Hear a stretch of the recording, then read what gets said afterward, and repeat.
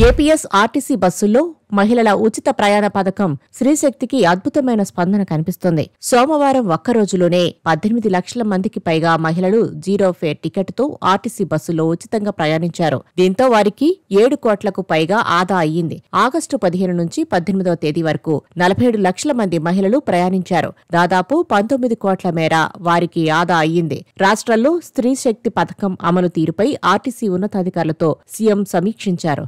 Ghat రూట్లలోని RTC సర్వీసుల్లో Stree Shakti పథకం అమలుకు CM అంగీకరించారు. మహిళల గుర్తింపు ధృవీకరణ కోసం ఆధార్ జిరాక్స్ తో పాటు మొబైల్ డిజిటల్ లాకర్లోని సాఫ్ట్ కాపీని కూడా అనుమతించాలని ముఖ్యమంత్రి ఆదేశించారు. మరోవైపు రోజువారీ ప్రయాణంలో తమకు ఎంత మేర ఆదా అవుతుందన్న అంశాలను మహిళలు తమతో సంతోషంగా పంచుకున్నట్లు అధికారులు సీఎంకు తెలిపారు. స్త్రీశక్తి పథకం వర్తించే సర్వీసులను మహిళలు సులభంగా గుర్తించేలా బస్సు లోపల బయట బోర్డులు ఏర్పాటు చేయాలని సీఎం ఆదేశించారు.